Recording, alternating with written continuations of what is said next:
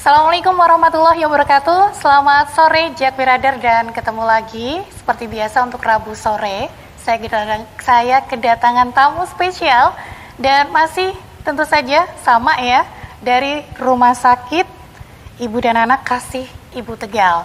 Dan sudah hadir di sini narasumber kita, yaitu Dr. Rian Andrianto SPPD. Beliau adalah dokter spesialis penyakit dalam. Halo, selamat sore dokter. Selamat sore, Mbak. Ya, dan juga Ibu Tina. Ya. Sebagai marketing ya Bu ya? Iya betul. Selamat sore, Jack Birader. Sehat hari ini? Alhamdulillah. Lancar ya, Masih puasanya. semangat puasanya? Insya Allah. Iya, dan Jack Birader, kita akan ngobrolin tentang puasa sehat untuk penderita penyakit kronis ya, Dokter Rian ya. Iya. Oke, boleh deh kasih tahu nih Jack Birader, mungkin juga sering denger ya penyakit kronis. Itu apa sih dokter? Ya. Boleh dijelasin? Mungkin pendahuluannya ya, definisinya dulu mungkin ya Mbak ya. Ya. Definisi penyakit kronis adalah penyakit yang diderita oleh pasien minimal mungkin 6 bulan sampai 1 tahun. 6 bulan Itu sampai minimal, 1 tahun itu baru dikatakan kronis. Jadi pasien itu menderita penyakit itu ya udah lama memang ya kronis kan. Kadang-kadang kebalik nih akut sama kronis ya. Beda ya dok? Beda. Kalau Itu akut apa, Dok? bertolak belakang ya. Kalau akut ya terjadi saat itu. Ya misalnya asma, kondisinya akut Ya. saat itu sedang terjadi. Ya, tapi kalau kronis ya udah lama, misalnya hipertensi, diabetes itu ya. Udah berselang 3 bulan, 6 bulan, 1 tahun, 20 tahun malah ya, kadang-kadang ada seperti itu. Itu definisi kronis. penyakit kronis.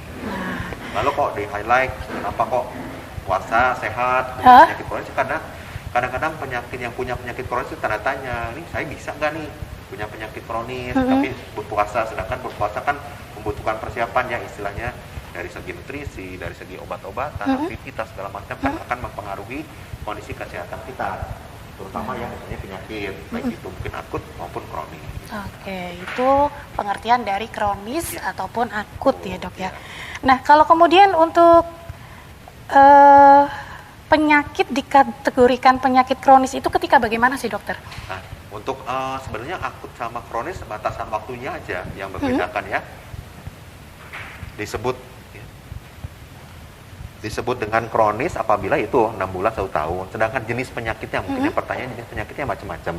Ya, yang paling sering memang misalnya penyakit jantung, ya misalnya gagal jantung, ya atau gangguan irama jantung, atau hipertensi, ya diabetes mellitus itu mau salah satu penyakit kronis, maupun misalnya ada rematik, ya asma. Iya.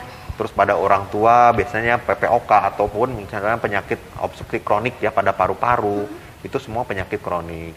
Cuma dalam hal ini penyakit kronik ya bisa stabil gitu loh, bisa terkontrol. Ya jangan beranggapan bahwa penyakit kronis ya nggak bisa terkontrol, itu terkontrol. Tapi Tetap bedanya terkontrol, memang untuk sembuh secara normal, secara pulih seperti semula memang agak susah ya, seperti itu. Bisanya hanya dikontrol gitu. Oh, gitu. Jadi bisa stabil lah, bisa selintas nggak ada penyakitnya nih, padahal kalau memang Dicari lebih dalam lagi ada ya, Dok, mungkin ya? ada, karena memang dari WHO tuh sekitar 80% usia 65 tahun tuh minimal 1 ada penyakit kronis. Baik itu mungkin hipertensi, diabetes ya. Setiap rematik. manusia itu dokter atau gimana? Ya 80% lah dari penelitian ya, 80% pada usia 65 tahun ya mungkin ada 1 penyakit kronis, dan sekitar 60%-an ada sekitar 60% tuh 2 atau penyakit kronis, itu biasanya seperti itu dari penelitian WHO ya kalau nggak salah. Berarti seperti harus waspada dari sekarang ya. Baik, Jack Birader, jangan dibuka semua dokter ya, iya. karena kita baru mulai. Ya, jangan kemana-mana, kita break dulu. Selepas yang berikut kita balik lagi. Tetap untuk Talk Show bareng sama RSIA Kasih Ibu Tegal.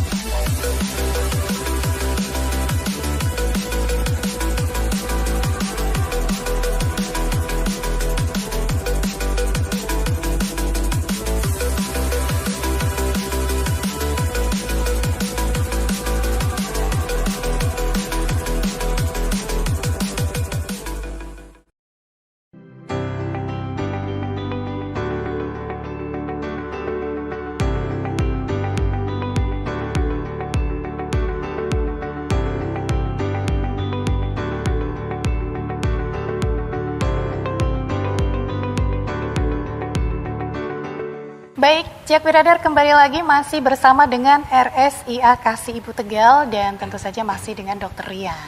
Ya, Jack Wiradar tadi kan kita udah bahas sedikit mengenai penyakit kronis, kemudian jenis-jenis penyakit kronis juga ya dok ya. Betul. Kemudian kalau untuk tanda-tanda penyakit kronis itu apa sih dokter? Tanda-tanda penyakit kronis ya. Oh, mungkin intinya penyakit yang memang mungkin semasa hidupnya ya, kemungkinan besar semasa hidupnya ya pasien itu akan diderita. Beda misalnya sakit flu nih atau COVID lah dalam artian ini ya. COVID kan ada rentang waktu dan diobati selesai udah beres ya. Sembuh. Nah, ini beda kalau hipertensi misalnya. Hipertensi diobatin terus ya. Dari tahun ke tahun ya tetap dia mempunyai hipertensi, penderita hipertensi, diabetes mellitus ya. Cuma dikontrol dengan misalnya makanan yang teratur ya. Lalu olahraga mungkin ya, lalu yang terpenting juga obat-obatan. Jadi selama mungkin pasien itu hidup ya harus terus kontrol, harus minum obat dan selama itu juga mungkin pasien akan menderita hipertensi. Oh gitu, Seperti berarti itu, memang penyakit kronis itu ya. nggak bisa disembuhkan secara total ya dok ya? Ya mungkin bisa dikurangi cuma, tapi kadang-kadang ada pasien saya juga misalnya hipertensi nih, udah rutin minum suatu obat ya, lama-lama kok dok ini kok tensi saya mulai agak rendah nih ya, coba saya di stop dulu obatnya. Ternyata memang pas di stop beranjak nggak terlalu tinggi, malah normal itu tanpa obat ya, mungkin bisa demikian. Intinya yang bisa ngontrol juga diri kita ya dok ya? Ya untuk diri kita sendiri ya dikontrol karena itu makanan ya banyak ya pantangan-pantangan untuk penyakit kronis ya, diabetes mellitus yang istilahnya yang manis-manis ya, atau hipertensi yang asin-asin lah istilahnya seperti itu ya. Mungkin ada juga rematik ya, asma juga kan, alergi itu kan banyak yang harus diperhatikan. Jangan sampai penyakit kronis itu dalam serangan. Nah itu bedanya ya, penyakit kronis itu bisa dalam serangan. Itu maksudnya eksaserbasi akut. Jadi hipertensi ini normal nih tensinya dalam terapi 130, tapi tiba-tiba suatu saat kok jelek 180. Nah, itu pada serangan mungkin hipertensi seperti itu. Ataupun asma nih. Asma biasanya kan nggak ada keluhan nih kalau nggak ada pencetusnya ya. Yaitu bisa suatu saat misalnya dia mungkin kedinginan tergantung pencetusnya, ataupun misalnya kena debu, tiba-tiba kok sesek. Nah, itu mungkin dalam serangan yang akut. Tapi nanti kembali lagi bisa normal lagi. Tetapi dia tetap punya asma. Nah, itu penyakit yang kronis. Ya, kalau dari penyakit kronis ya dok ya, iya. Itu bisa menyebabkan yang namanya komplikasi nggak dok? Ya jelas ya, penyakit kronis yang istilahnya bapak atau ibunya penyakit itu hipertensi, diabetes itu komplikasinya banyak sekali. Hipertensi ya jantung bisa, ginjal ya, stroke mungkin ya, pembuluh darah perifer segala macam itu bisa terjadi karena hipertensi. Oleh karena itu penyakit kronis pun memang harus dikelola, ya harus diterapi. Jangan mentang-mentang hipertensi nggak pusing nih, nggak pusing kok dok, 200 nggak apa-apa nih, dengan bangganya kadang-kadang seperti itu ya.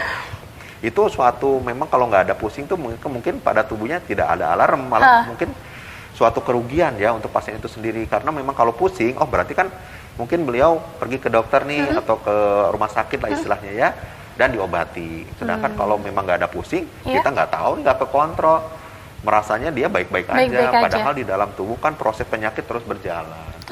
Nah itu yang misalnya timbul komplikasi ya, pada saat misalnya tensi 190 nih, tiba-tiba pecah pembuluh darah di kepala, namanya stroke, atau pecahnya di jantung lah, ataupun di perdarahan darah perifer juga bisa. Jadi kalau hipertensi itu nggak selalu gejalanya pusing ya dok? Enggak, malah tanpa gejala pun ada hipertensi. Gitu. Kadang-kadang memang taunya orang itu sakit hipertensi, kadang-kadang nggak sadar nih, batuk pilek, pergi ke dokter, ke rumah sakit, keluhannya apa? Batuk, loh kok tensinya tinggi.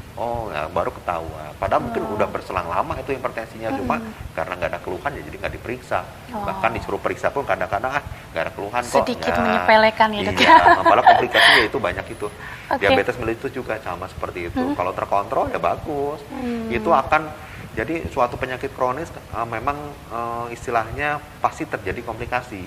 Cuma kalau dikontrol, diterapi gitu ya, terjadinya komplikasi agak lama. Mungkin 20 tahun baru ada komplikasi yang lain. Tapi kalau nggak dikontrol, mungkin beberapa tahun sudah terjadi komplikasi. Jadi yang untuk penderita hipertensi, diabetes atau penyakit kronis yang lain ya, segera dikontrol, ada apapun tidak ada keluhan. Karena Tetap memang ya. komplikasi pasti ada nanti suatu saat nanti. Oke. Seperti itu ya. Mbak, Baik, ya. dan kaitannya dengan puasa sehat nih Iya, dokter. betul. Boleh nggak sih pengidap penyakit kronis ini untuk puasa? Nah, ini pertanyaan yang bagus dan sering memang terjadi di masyarakat ya. Betul. Sebetulnya boleh saja karena memang puasa itu dari segi kesehatan juga ya bagus, dari segi medis ya. Apalagi dari sebagai umat Muslim ya, itu juga memang bagus, itu sebagai ada yang detoksifikasi ya, membuang racun-racun selama mungkin di luar bulan Ramadan ya.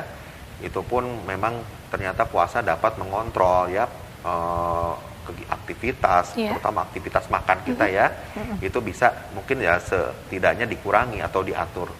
Tapi ya kadang-kadang ya itu jeleknya juga, kadang-kadang kita pas buka puasa kayaknya balas dendam ya.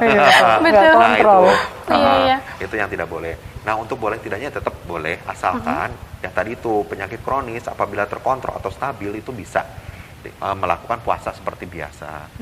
Nah misalnya nih yang tadi itu ya, misalnya hipertensi, tapi tensinya nih kok 180 terus ya, ataupun punya diabetes, gula darahnya kok 200-300 terus, ya itu mungkin tidak disarankan untuk berpuasa dulu.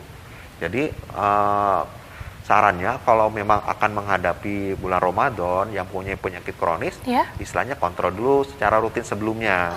Ya, kalau memang kondisi stabil, tensinya nggak tinggi, gula darah bagus, asmanya nggak kambuh, ya, kolesterol segala macam bagus, itu memang dipersilakan. Diperbolehkan. Untuk, berarti kalau yang nggak normal kan nggak boleh tuh dok. Iya. Emang ada dampaknya ya dok ya? Ya, dampaknya banyak apa sekali kalau ya. misalkan ternyata kalau tidak nggak normal terus kan, puasa ya? Misalnya pada diabetes nih, pada diabetes kan, misalnya gula darahnya tinggi nih, nah tinggi, nggak ada asupan makan, nanti proses ada namanya gluconeogenesis ya, fungsi livernya juga kalau nggak ada makanan kan dia memproses sendiri. Nah sedangkan pada gula darah, kalau memang, jadi gula darah tuh bukan berarti nggak boleh makan, tetap harus makan, karena kendalanya bukan di soal asupan makanan toh ya. Jadi ada beberapa yang harus diperhatikan juga, makanan tetap harus masuk ya. Tapi untuk kontrol gulanya harus memakai misalnya obat yang bisa memacu hormon insulin misalnya ya. Ataupun istilahnya sensitivitas insulin. Jadi asupan tetap masuk ya. Tetapi harus diatur ya, atur sesuai dengan kebutuhannya. Nah, kalau misalnya keadaan gula darah tinggi, kita puasa malah nanti ada kerusakan organ yang tidak kita harapkan gitu ya. Nanti prosesnya juga masih terus berjalan ya, sama fungsi livernya juga nanti ya, ototnya juga segala macam. Ataupun dibalik, misalnya nih dia punya diabetes nih, tapi makan obat ya. Nah, obat itu kan menurunkan kadar gula. Nah, kalau kadar gulanya istilahnya pada puasa kan kalau gulanya menurun nih, nggak makan, tapi obat terus-terusan minum, nanti terlalu ngedrop juga bisa terjadi pada bulan puasa. Jadi memang sebelum puasa, yang terutama itu ya, betul ya, diabetes mellitus, hipertensi, ya penyakit jantung harus dikontrol sestabil mungkin sebelum puasa. Jadi kalau memang sudah stabil, monggo diperbolehkan puasa, tetapi dengan catatan nanti pengaturan untuk obat-obatan juga harus disesuaikan. Misalnya nih obat diabetes atau hipertensi ada yang 3 kali. Nah itu kan siang nggak ada nih. Bagaimana solusinya? Apakah bisa disederhanakan misalnya 2 kali ya? Boleh dokter begitu? Tergantung indikasi. Tergantung indikasi. Apakah mungkin dosis yang pagi dinaikkan ataupun dosis yang sore nanti dinaikkan. Yang siang kan nggak ada nih, bolong nih ya. Seperti itu bisa disesuaikan nanti obatnya. Begitu juga untuk yang diabetes misalnya. Untuk diabetes mellitus misalnya 3 kali, oh ya udah kalau nggak makan siang mungkin 2 kali. Itu pun kadang-kadang dosisnya kita kurangi agar selama siang hari pasien itu nggak ngedrop. Jadi memang punya penyakit kronis harus konsultasi dulu kesiapan kondisi dari pasien itu, apakah bisa, apakah ada toleransi dari obat-obatan itu. Dok, selama puasa saya gimana pola makannya, pola minum obatnya, itu memang harus konsultasi. Berarti tetap nggak boleh. Kalau misalkan ya dok ya, itu kan tadi kita kontrol nih, misalkan diabetes, ternyata gula darahnya masih tetap tinggi. Boleh nggak misalkan, dok saya mau tetap puasa tapi minta obatnya biar disesuaikan? Bisa nggak? Bisa aja, cuma ya mungkin dalam rentang puasa itu tetap harus dikontrol. Jangan kan kalau misalnya itu penyakit kronis salah satunya kontrol 1 bulan sekali cukup. Kalau kondisi stabil. Kalau pasien seperti itu, misalnya dok tetap pengen puasa ya asalkan kondisinya stabil dalam artian ya gula darahnya mungkin naik-naik sedikit. Cuma kondisi pasiennya kan komplikasi diabetes juga banyak ya. Ada yang sampai muntah-muntah kalau udah gula darah tinggi sekali. Ada yang hilang kesadaran ya. Ada yang sesak nafas. Apabila itu tidak ada dan tidak ada kontraindikasi untuk misalnya puasa ya silakan. Cuma dengan catatan mungkin dipantau gula darahnya. Nanti takutnya tiba-tiba siang hari lemes, keringet dingin ya, mata kunang-kurang itu berarti hipoglikemi. Kurang gula ya. Nah, itu malah harus kurang ya, Dok ya. Itu harus kita atur lagi, kita adjust lagi ininya terapinya, treatmentnya ya. Apabila memang punya di rumah alat cek gula ya itu lebih bagus.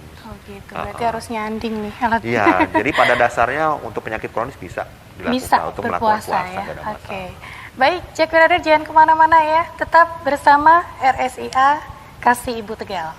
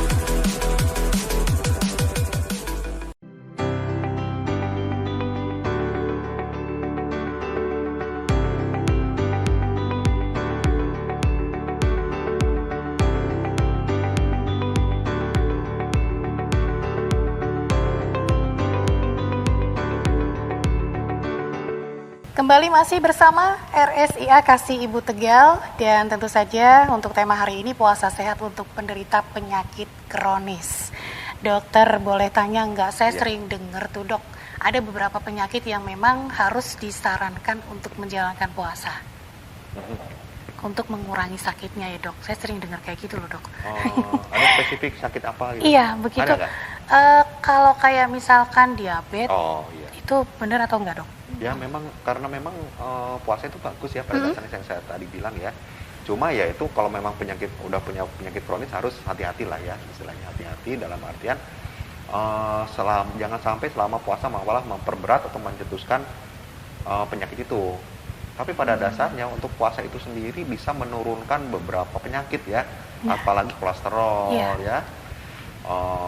Terus hipertensi, tensi untuk pada bulan puasa itu biasanya cenderung menurun.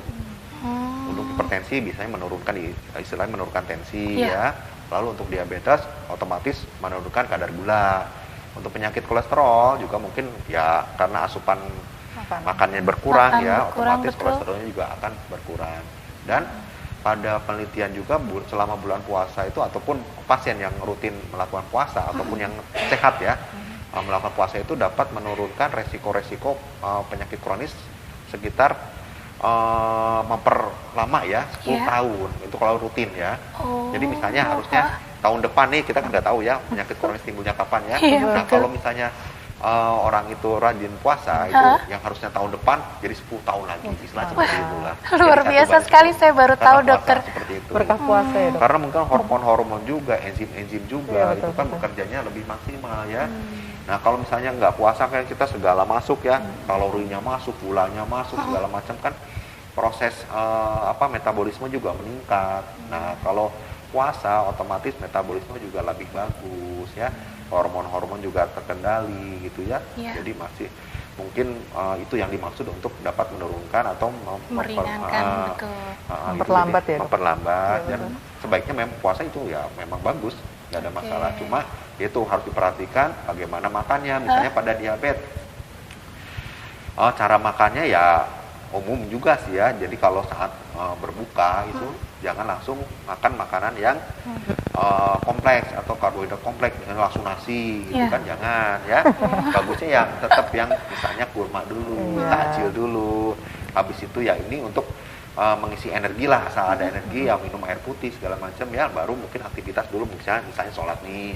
Setelah sholat baru untuk makanan yang bisa relatif besar seperti itu ya. Dan minum memang atau minum obat juga harus tetap jalan. Lalu untuk pasien-pasien hipertensi ini misalnya yang goreng-goreng nih ya tetap harus dikurangi ya. Punya yang kolesterol juga ya, minyak-minyak juga harus dikurangi. Untuk jenis makanan juga memang sebaiknya memang menghindari misalnya daging-daging merah tetap ya, daging-daging merah tetap harus dihindari. Yang bagus tuh ya mungkin kacang-kacangan, kalau memang tidak ada kontraindikasi makan kacang-kacangan ya. Kacang almond lah, mete lah, itu bagus untuk kalorinya. Alpukat juga kalau buah-buahan juga bagus ya. Minyak zaitun juga bagus. Itu ya, untuk netral ya dok, artinya ya, bisa masuk kalori di semua penyakit kronis. Iya, rata-rata bisa, masih bisa itu. Ya, malahan justru yang dianjurkan ya itu makanannya. Kalau untuk ayam yang kulit ayamnya, misalnya minyak goreng-gorengan ya jangan terlalu banyak. Ya. Adapun mungkin kafein ya, susu juga itu kan bisa membuat istilahnya dehidrasi juga sebaiknya dihindari untuk yang apalagi untuk yang mempunyai penyakit kronis. Ya, baik itu. Dok, ini sedikit melenceng ya dok ya. Kan kalau ada yang ketika mau operasi itu harus berpuasa dulu. Kenapa dok? Oh itu menyiapkan ini khusus. Artinya gimana dok? Artinya ya pada kondisi operasi itu kan ada berbagai macam hal yang bisa terjadi ya. Nah nanti efeknya juga akan ke organ yang pencernaan juga. Jadi dalam artian kalaupun memang apalagi operasi misalnya di usus nih, operasi usus. Kalau perutnya penuh kan nggak bisa. Nanti pas dibuka isinya makanan semua. Harus dikosongkan dulu intinya dikosongkan semua ya. Jadi mungkin itu hampir semua memang harus minimalkan 6 jam sampai 8 jam ya. Puasa untuk mempersiapkan dulu ususnya aja. Jadi dan itu pun berlaku pada saat setelah operasi ya, nanti dinilai juga pada saat anestesi kan itu ya pergerakan ususnya juga lambat ya, malah ada yang lambat sekali. Jadi misalnya ada pasien operasi nanti diukur dulu diperiksa dulu kesiapan ususnya. Kalau udah ada kerucuk-kerucuk lah bahasa istilahnya kitanya itu udah siap menerima makan baru boleh makan, atau udah kentut baru boleh makan. Kalau belum ya jangan. Kenapa dulu. harus kentut dulu dok? Karena memang ususnya belum siap. Kalau diisi makanan ya nanti malah muntah segala macam. Tandanya harus itu dulu. Iya, harus ada fungsi ususnya untuk kembali normal karena efek anestesi. Seperti itu ya. Kembali ke penyakit kronis ya dok. Kan rata-rata mayoritas kalau di rumah sakit kebanyakan orang tua ya kan. Ada nggak sih kalau penyakit kronis ini pada anak dok? Penyakit kronis pada anak ya ada aja sih. Ada aja. Biasanya penyakit jantung juga ada, ya anemia juga bisa, ya pada anak juga banyak. Penanganannya sama dengan orang dewasa atau tidak? Kalau dewasa, anak kan belum puasa ya. Kalau penanganan buat apa nih? Buat selama puasa kan, kalau anak kan nggak diwajibkan ya, nggak ada masalah soal puasa ini. Tapi untuk penanganan untuk penyakit itu sendiri, karena kronis ya tetap harus kontrol, mungkin membutuhkan treatment khusus, obat-obatan khusus gitu aja. Tetap sama ya. Untuk anak ataupun dewasa. Nah, gini, selama menjalankan ibadah puasa kan biasanya ada orang yang punya tujuan tertentu nih dok. Mungkin kayak saya, biar kurus, diet gitu kan. Terus akhirnya pas buka puasa tuh suka ngurangin makan dengan sendirinya. Pokoknya nggak sesuai gitu dok. Ininya gitu kan bisa menimbulkan penyakit baru nggak sih dok? Jadi apalagi misalnya kan kita nggak punya penyakitnya, ataupun seenggaknya sekarang tuh sakit istilahnya mah tuh ada aja ya. Nah kalau kita kurangi atau tidak sesuai dengan kebutuhan ya nanti menimbulkan juga ya sebetulnya. Dan manusia sebetulnya memang perlu untuk kebutuhan kalori itu ada, harus terpenuhi. Walaupun kita segemuk apa, bukan berarti kita nggak butuh. Kita puasa misalnya 1 bulan penuh ya nggak bisa seperti itu. Walaupun segemuk apapun, seobesitas apapun ya tetap kalori harus masuk. Soalnya kegemukan itu kan di lemak ya. Jadi kalau nutrisi itu kan kadang-kadang tubuh butuh energi yang cepat dari makanan itu ya. Kalau memang udah nggak ada makanan baru mecah lemak-lemak itu. Cuma untuk kebutuhan nutrisi misalnya ke otak, ke paru-paru, ke jantung ya tetap harus ada asupan makan. Jadi kalau memang diet ya monggo, nanti ada hitungannya sendiri. Ya, gitu. dari segi makanan, berat badan berapa, idealnya berapa ya, terus aktivitas sehari-harinya apa, ya itu ada hitungannya. Jadi berapa kalori yang harus kita makan. Jadi menang-menang pengen cepet nih kurusnya ya, nanti malah menimbulkan penyakit yang lain gitu ya. Jangan sampai seperti itu. Tapi ya bagus, intinya puasa misalnya pada yang ingin menurunkan berat badan ya istilahnya yang pertama kan sehat ya. Untuk bonusnya ya bikin langsing lah ya, istilahnya seperti itu. Gak ada masalah, itu bagus kok. Malah ada yang metode-metode misalnya siapa yang terkena artis itu kan 12 jam makan, 12 jam puasa, itu nggak apa-apa. Yang seperti puasa Ramadan kan seperti itu kan. Iya, ya, jatuhnya hampir sama 12 juga. kan, Betul. sama aja. Baik, Jack Wiradir jangan kemana-mana ya, kita akan balik lagi selepas yang berikut.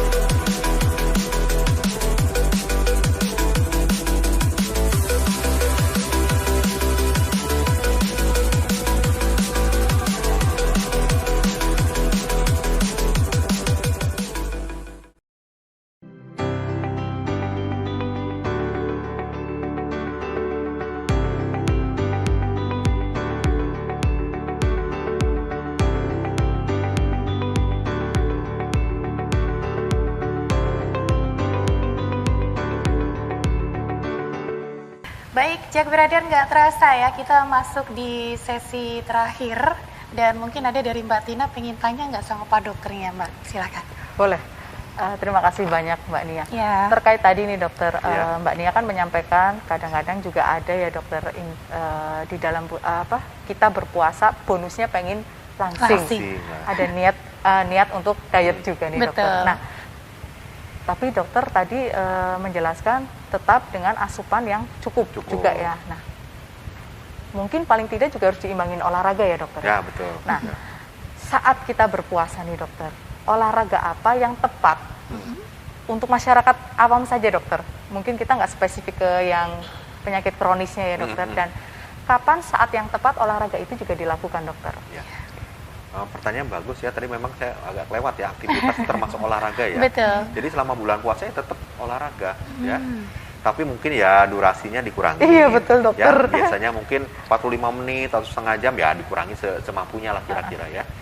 Lalu untuk jenis olahraganya monggo yang biasa kita lakukan apa kecuali renang. Oh iya itu airnya masuk mungkin dok, nggak masuk boleh. dok. Tapi misalnya jogging, basket, aman apa ya, segala Dok? macam bola ya juga nggak ada masalah. Dan sebaiknya mungkin hal itu dilakukan mungkin sore ya. Mendekati sore ya, hari dokter. mendekati buka puasa. Buka puasa. Jadi di saat kita mungkin sudah kelelahan, mungkin cairan juga banyak keluar, elektrolit banyak keluar, kita mungkin nggak lama diisi lagi dengan cairan atau elektrolit tersebut. Jadi nggak terlalu lama kita Kalau olahraganya malam boleh nggak dok? Malam juga setelah bisa. buka puasa Cuma gitu. itu kan kondisi habis buka mungkin minimal ya, mungkin 2 jam ya, ada jedanya 2 jam nggak ada masalah. Aman ya dok? Aman. Dan yang satu lagi mungkin cukup tidur ya. Cukup tidur itu universal ya, memang cukup tidur juga harus untuk menjaga kesehatan pada bulan Ramadan, apalagi punya penyakit kronis ya. Itu tidur cukup, asupan makan, olahraga dilanjutkan nggak ada masalah. Itu bisa juga. Kalau habis sahur dok? Apa? Berarti habis sahur sama aja kayak misalkan habis buka puasa kali Apanya? ya? Habis sahur olahraga Olahraganya. gitu dok? Olahraganya? Iya. Bisa Ya bisa nggak? aja kalau memang kuat ya. Oh, Jadi boleh. mungkin sebelum imsak minum dulu ya dok? Oh, maksudnya habis sahur tuh Iya, sebelum olahraga. kayak mepet banget ya. Mepet banget ya, Olahraga dokter. apa ya? Terus Jam juga segini? kayaknya dini hari herbal banget atau ya, Dok, misalkan ya? apa. Kalau di rumah ya mungkin ada sih Iya, ya. yang di rumah Boleh. gitu. Iya, Mungkin kalau- kalau bisa mungkin aktivitasnya yang olahraga di rumah ya dokter ya. Oke. Iya, ya nggak apa-apa, nggak masalah ya. Yang penting ada olahraga, aktivitas tetap harus jalan. Soalnya kalau nggak ada aktivitas ya nanti malah organ-organ yang awalnya sehat ya, jadi ada bermasalah lagi karena olahraga itu kan. Misalnya ada yang penyakit jantung, kolesterol, hipertensi, diabetes itu kan perlu sekali olahraga. Untuk pembuluh darahnya bagus sekali itu ya. Jadi kalau Oke. menghilangkan itu sayang sekali ya. Ya. Karena memang harus tetap dijalankan. Tapi mungkin bisa diinformasikan ke Jakwi Radar bahwasanya bentuk olahraga kadang-kadang kan orang merasa saya udah nyapu, udah ngepel, udah lap-lap, udah nyuci, udah berkeringat. Itu termasuk olahraga Itu nggak, enggak ya dokter? Enggak ya dokter ya. Gitu. Mungkin bisa diinformasikan ke Jakwi Radar dokter Ya, kalau itu. jadi berbeda ya, dokter, beda. ya? Jadi olahraga tuh disebut olahraga memang ada singkatnya, cuma saya agak lupa ya. Harus ritmenya teratur ya. Lalu durasinya ditentukan ya, gerakannya juga memang harus ditentukan ya, Betul. seperti apa. Nah itu dimaksud olahraga. Oke. Kalau itu maksudnya ke aktivitas. Jadi dibedakan antara aktivitas kan bisa ringan, sedang, berat ya aktivitas ya. Termasuk ibu rumah tangga misalnya aktivitasnya berat ya sampai nyuci, ngepel segala macam ya, itu masukkan ke aktivitas berat, sedang atau berat lah istilahnya ya. Tetap bukan olahraga ya, Dok? Tetap tapi bukan olahraga. Kalori yang terbakar pun berbeda ya dok dengan yang olahraga ya, Iya, walaupun betul. aktivitasnya berat Iya, ya. betul. Kalorinya akan berbeda ya. Dan organ-organ yang dilatih pun akan nanti manfaatnya agak berbeda. Oh, gitu. Jadi Oh, aktivitas gitu. sama olahraga memang beda. Nah, Jakwi Radar berarti aktivitas dengan olahraga tuh beda. Walaupun nyuci gerakannya sama, tetap bukan olahraga loh Ya, ya. kalau nyuci gini statis itu 30 menit ya mungkin bisa Tetep olahraga loh, ya. nggak pernah Indonesia-nya, ganti, Dok. Ya. Tapi kan segala macam ya. Gitu. Mungkin itu perbedaannya, Baik, ya. dokter boleh dong untuk ke sesi terakhir ini kasih tips untuk Jakwi Radar, tips berpuasa sehat, dokter silahkan. Untuk berpuasa sehat, sebetulnya untuk penyakit kronis dalam hal ini tidak ada masalah ya. Asalkan kondisi kita benar-benar fit, stabil, dan sebelumnya dikonsultasikan kepada dokter ataupun mungkin sebelumnya diperiksakan ya. Ya, Check up dulu ke dokter. Apabila semua kondisi siap, nanti menentukan yang pertama mungkin harus tahu kalori atau makanan apa yang bisa dimakan Iya. pada saat buka puasa ataupun pada saat sahur. Lalu aktivitasnya juga kita harus tahu aktivitas yang mungkin bisa dilakukan ataupun yang tidak bisa, mungkin olahraganya seperti apa yang tadi ditanyakan Mbak Tina ya. Olahraga mungkin durasinya diperpendek ya. Terus waktunya yang biasanya siang hari bolong mungkin jadinya sore hari. Mendekati berbuka. Lalu tidur tetap cukup Iya. ya, 6 sampai 8 jam sehari ya. Nah itu yang susah dok, apalagi buat ibu-ibu ya Nah, dokter. itu memang ya. Yang mudah-mudahan ibu-ibu nggak punya penyakit kronis. malah Lalu bapak-bapaknya yang aja. terpenting juga terapi ya. Kita harus konsultasikan apabila penyakit-penyakit kronis. Terapinya seperti apa? Ada perubahan atau tidak? Konsumsinya apa? Bila ada yang 3 kali, sekarang jadi 2 kali, apakah ada penyesuaian dosis untuk terapinya? Dan untuk yang tidak punya penyakit kronis, berpuasalah minimal ya bulan Ramadan ya, karena sehari-hari mungkin yang Senin Kemisnya juga jarang, Lewat, nggak pernah. Itu kan betul. kesempatan lah bulan Ramadan kita memperbaiki tubuh lah ya dengan Iya, cara detox puasa ya. dengan detoksifikasi ya, mungkin hormon-hormon, enzim-enzim juga nanti akan berjalan dengan baik apabila kita berpuasa. Iya. Seperti itu. Baik, begitu ya Jakwi Radar, dan Mbak Tina silakan ingin menambahkan untuk sesi terakhir ini. Ya, terima kasih banyak Mbak Nia. Jadi Ya. untuk Jakwi Radar di rumah, bahwasanya narasumber kita pada sore hari ini adalah Dr. Yan Andrianto, SPPD. Beliau adalah dokter full time dari RSI Akasi Ibu Tegal, dan kalau Jakwi Radar ingin bertemu dengan beliau praktek setiap hari Senin sampai dengan hari Sabtu sore. Kalau untuk jadwal normalnya itu jam 6 sampai jam 8. Tapi selama bulan Ramadan itu dari jam 4 sore sampai jam 6 begitu ya dokter ya. Dan saya informasikan juga untuk sahabat kasih ibu maupun Jakwi Radar, barangkali ada kebutuhan untuk ke poliandrolog. Iya. Di mana poliandrolog itu kita memang mendatangkan khusus dari dari Semarang, dari Semarang, yaitu dokter Sulfa spesialis androlog untuk mengatasi masalah reproduksi pada pria. Khusus di bulan April ini libur, Mbak. Jadi khusus di bulan April ini libur, dan insya Allah beliau akan berpraktek kembali pada bulan Mei, hari Sabtu tanggal 7 Mei 2022 pukul 7 sampai dengan pukul 10 untuk batas pendaftarannya. Baik. Tapi untuk kasus androlog ini sendiri bukan hanya untuk kasus laki-laki, mohon maaf, yang sedang program hamil saja, tapi bisa juga untuk kasus yang lainnya gitu, yang berkaitan tentunya dengan reproduksi pria. Oke, baik, terima kasih Mbak Tina. Ya, terima kasih banyak. Cukup? Hanya itu saja? Cukup. Mungkin dari saya mengucapkan selamat menjalankan ibadah puasa, Ya. gitu ya, untuk Jakwiradar di rumah ya dokter ya. Betul, baik. Dokter Sehat cukup? selalu. Sudah? Cukup. Iya, Nggih, sehat selalu. matur nuwun untuk waktunya dokter sudah Ya, sempat hadir di sama-sama, sini Mbak Tina dan Mbak Nia, Dokter Mbak Rian Tina. ya. Iya. Baik, Jakwiradar, terima kasih untuk kebersamaannya ya, dan kita akhiri saja pamit bersama dengan RSIA Kasih Ibu Tegal. Selamat sore dan saya Nian Dok Ceplok. Wassalamualaikum warahmatullahi wabarakatuh. Waalaikumsalam warahmatullahi wabarakatuh.